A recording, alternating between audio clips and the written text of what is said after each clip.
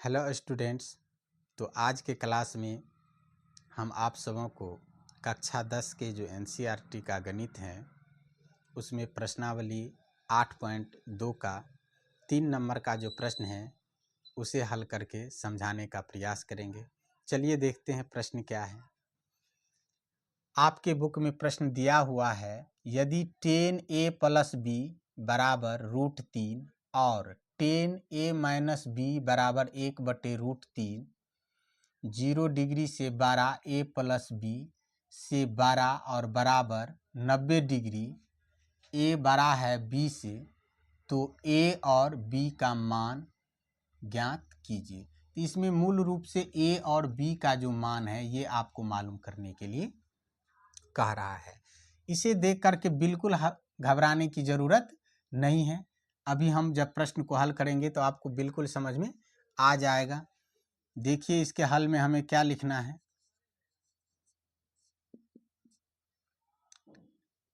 10a + b बराबर √3। अब 10 में ही देखना है हमें कि √3 कितने डिग्री का मान होता है। तो 10 में √3 60 डिग्री का मान होता है। तो हम यहाँ पर लिख सकते हैं 10a + b बराबर 10 60 डिग्री।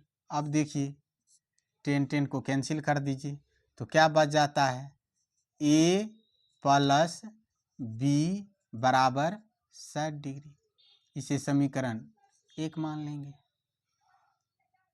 तथा अब क्या दे रखा है, 10a - b बराबर 1/√3। अब थोड़ा दिमाग लगाइए कि 10 में कितने डिग्री का मान 1/√3 होता है। तो 10 30 डिग्री का, तो इसको हम लिख सकते हैं 10a - b बराबर 10 30 डिग्री। अब ये और ये कैंसिल हो जाएगा तो a - b बराबर क्या हो जाएगा, 30 डिग्री। समीकरण 2 इसको मान लेंगे। अब हम क्या करेंगे, समीकरण 1 और 2 को हल करेंगे। तो यहाँ पर हम लिखेंगे समीकरण 1 और 2 से। समीकरण 1 क्या है, a + b बराबर 60 डिग्री। दूसरा समीकरण है a - b बराबर 30 डिग्री। अब इसको जोड़ने पर भी आप बना सकते हो और घटाने पर भी बना सकते हो। घटाने पर चिन्ह में परिवर्तन होता है और जोड़ने पर कोई चिन्ह में परिवर्तन नहीं होता है। तो हम इसको जोड़ने पर बना देते हैं, जोड़ने पर। अब देखिए b प्लस में b माइनस में, तो b और b क्या होगा, कैंसिल हो जाएगा। a को और a को जोड़ेंगे तो क्या हो जाएगा, ये 2a बराबर 60 + 30 कितना हो जाएगा, 90। अब यहाँ 2 जो है 2a 2 गुना के रूप में है, तो a बराबर जब हम यहाँ पर लिखेंगे तो ये भाग के रूप में आ जाएगा। तो 90 बटे क्या हो जाएगा, 2, 45 दूना 90 होता है।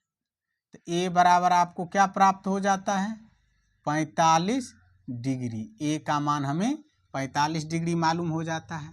अब a के मान को चाहे समीकरण 1 में रखिए चाहे समीकरण 2 में रखिए, दोनों में से किसी समीकरण में भी यदि हम a का मान को रखेंगे तो b का मान हमें क्या होगा, मालूम हो जाएगा।